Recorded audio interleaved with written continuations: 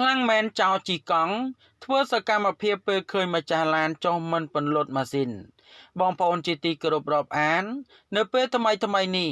គ្រាន់តែជិះរថយន្តមិនពន្លត់នឹងបងប្អូនប្រយ័ត្នចោលអត់បានទេនៅគ្រប់ទីកន្លែងទុកចិត្តមិនបានឡើយគឺចូលលួចភ្លាមតែម្ដងករណីចោលជីកង់ធ្វើសកម្មភាពលួចរបស់របរបានបង្កឲ្យមានករណីភ្ញាក់ផ្អើលមែនទែននៅពេលដែលតាមចាប់បានវិញនោះពាក់ព័ន្ធជាមួយនឹងករណីជិះរថយន្តមិនពន្លត់ម៉ាស៊ីននេះបើយោងទៅតាមសេចក្តីរាយការណ៍ឲ្យដឹងថាប្រិយប្រពន្ធ2នាក់បានត្រឡប់មកពីពិនិត្យផ្ទៃពោះវិញហើយក៏អែបរថយន្ត Maluch CRX 330ឈប់ចុះទិញផ្លែទុរេនដោយមិនបានពន្លត់ម៉ាស៊ីននោះទេហើយក៏បានចុះទៅរើសផ្លែទុរេនក៏ស្រាប់តែលេចមុខជនសង្ស័យចំនួន2នាក់ជិះកង់ឌុបគ្នាមកតាមផ្លូវធ្វើសកម្មភាពបើកទ្វាររថយន្តហើយចូលលួចយកកាបូបលុយរបស់ស្ត្រីជាប្រពន្ធរួចជិះឌុបគ្នាគេចខ្លួនបាត់ស្រមោលតែត្រូវបានកម្លាំងជំនាញព្រហ្មទណ្ឌខណ្ឌច្បារអំពៅសហការជាមួយនឹងកងកម្លាំងប៉ុស្តិ៍ច្បារអំពៅទី1ធ្វើការស្រាវជ្រាវរហូតកំណត់មុខសញ្ញាចាប់ឃាត់ខ្លួនបានម្នាក់ចំណែកនឹងបពពួកម្នាក់ទៀតបានរត់គេចខ្លួនបាត់ស្រមោលហេតុការណ៍ខាងលើទើបបង្កឲ្យមានករណីភ្ញាក់ផ្អើលយ៉ាងខ្លាំងកាលពីវេលាម៉ោង1រសៀលថ្ងៃទី14ខែកក្កដាឆ្នាំ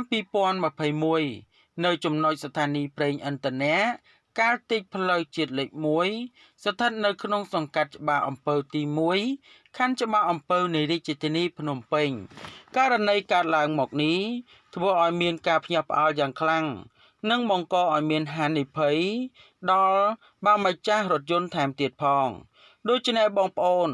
ដែលមានរថយន្តនានាគួរតែប្រុងប្រយ័ត្នឲ្យបានខ្ពស់និងត្រូវតែប្រុងប្រយ័ត្នឲ្យមែនតែននៅពេលដែលចុះឬឈប់ត្រូវតែពន្លត់ឲ្យបានទាន់ពេលវេលាដើម្បីទប់ស្កាត់កុំឲ្យមានករណីបើសកម្មភាពបែបនេះកើតឡើងនេះសំណាងឲ្យគេយកតែខ្សែកនិងយកតែរបស់របរបើសិនជាគេយកទាំងរថយន្តហើយបើកទៅបុកផ្ទះប្រជាពលរដ្ឋឬមួយបើកទៅបុកអ្នកដទៃតើម្ចាស់រថយន្តគិតយ៉ាងម៉េចនេះហើយដោយសារតែការធ្វេសប្រហែសដូច្នេះម្ចាស់រថយន្តគ្រប់រូបកុំធ្វេសប្រហែសឲ្យសោះនៅពេលដែលចុះពីរថយន្តខ្លីក៏ដោយវែងក៏ដោយត្រូវតែពន្លត់រថយន្តហើយលុកសោឲ្យបានត្រឹមត្រូវដើម្បីទប់ស្កាត់កុំឲ្យមានករណីបែបនេះកើតឡើងពីព្រោះថាករណីកើតបែបនេះ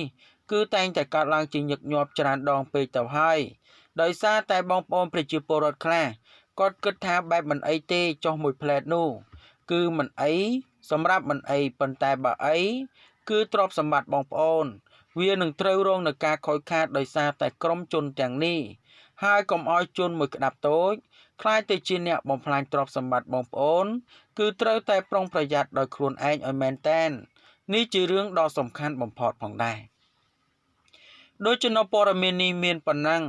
ដើម្បីទទួលបាននូវព័ត៌មានថ្មីបន្ថែមទៀតសូមមេត្តាជួយ Subscribe និង Like ខ្ញុំបាទសូមអរគុណនិងសូមគោរពលា